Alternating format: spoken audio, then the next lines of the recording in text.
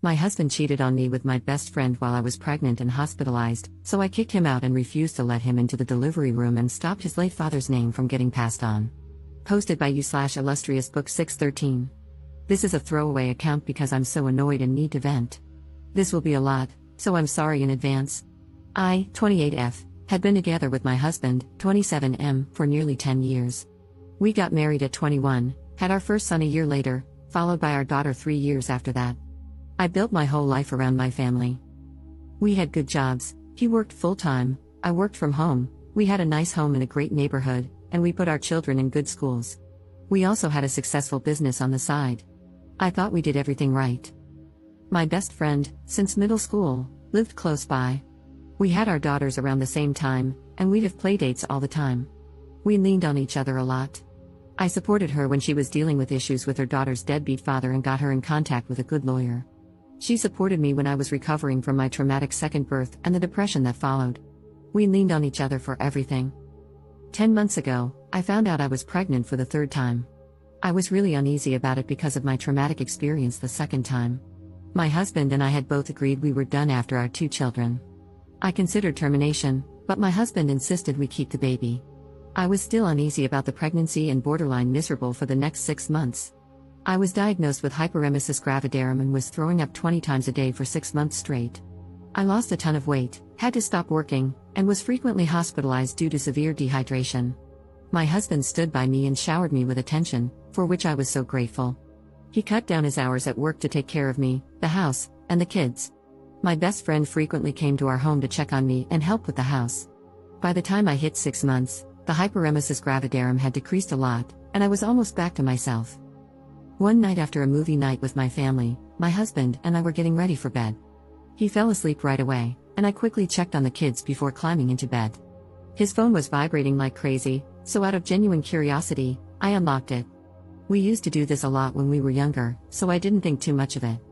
I was already sitting in bed. I saw frantic spam messages from my friend. One of them said, "Please come over, I need you." Another said, "I know I shouldn't be messaging here, but I miss you, and come over when she's asleep."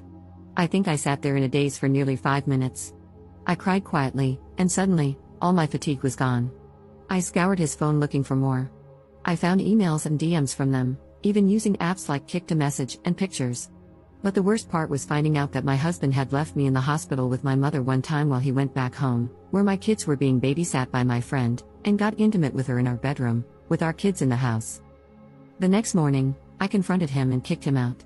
I filed for separation shortly after. For the next 2 months, he begged for forgiveness, then shifted to complaining and insulting me, saying I wasn't letting him see his kids or stopping him from going to doctor appointments with me, which I was.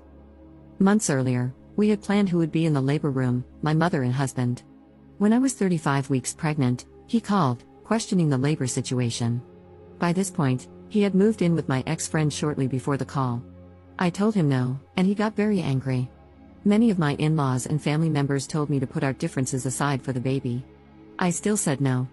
I gave birth to my son with my mother and sister present, and didn't regret my decision at all. After my second traumatic birth, I just wanted to make sure this one was as stable as possible, which it was. We were going to name our child after his father, who had passed away.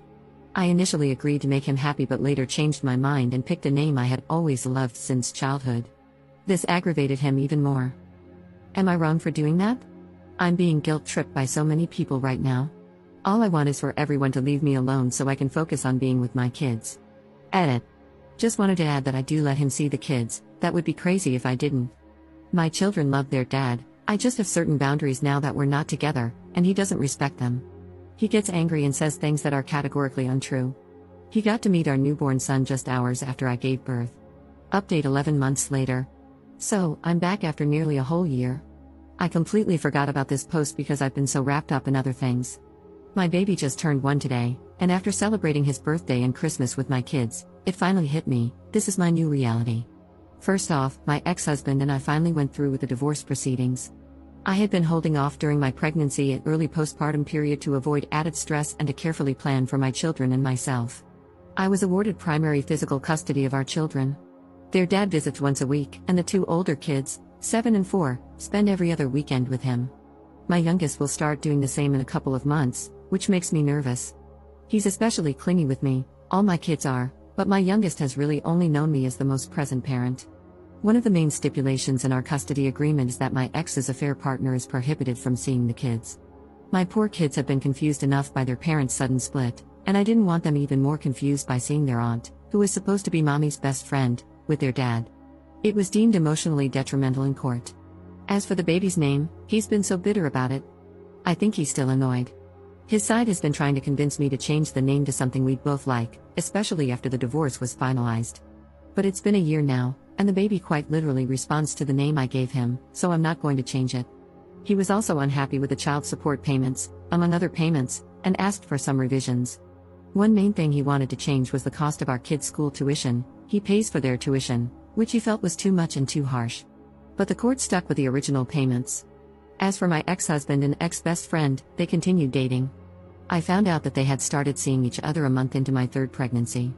They had actually slept together during my second pregnancy but didn't pursue a relationship then because, as they put it, they weren't ready to ruin things and didn't want to hurt anybody. My ex's side has been very supportive of their relationship, even inviting her to holiday gatherings like Thanksgiving or other family holidays. Because of this, my kids don't go to these events very often. After this whole fiasco, I'm coming to the realization that perhaps my ex's side never really liked me all that much. But that's okay. I eventually spoke with my ex-best friend to ask why they did it. She claimed that they were just friends but grew close while she was dealing with issues involving her deadbeat ex-boyfriend. Both of them insisted that my ex-husband just wanted to protect her, which supposedly turned into love. Hearing this hurt me a lot, but at the same time, I felt relieved to know the truth. When I sat with this information for a while, it stopped hurting. It made me realize that I didn't still love my ex-husband and could finally let go of him and their betrayal. They broke up a week ago. Apparently, it's just a break, though who knows. Although my kids go to their dad's house every other weekend, it has helped a lot with making time for myself. Obviously, I'm figuring out who I am without being a wife or mom all the time. In many ways, I find what happened to be a true blessing, which is why I'm no longer angry. As for me, I've been seeing someone. It hasn't been very long, nor is it that serious yet, but we get along great. Initially, my ex-husband made the whole situation difficult. He didn't want me to have any man, specifically, around the kids. Edit. I don't know how to update posts, so my apologies if this is wrong. This is likely the last update. I just wanted to check in to let everyone know I'm okay. Commenter. Good job, and never let that snake friend back into your life, even if she comes crawling back. Ops response. She claimed that I had not been the greatest friend to her at times during our very long friendship either. I felt like strangling her in that moment. I couldn't think of a single thing I had done wrong that could warrant her doing that to me. But it is what it is.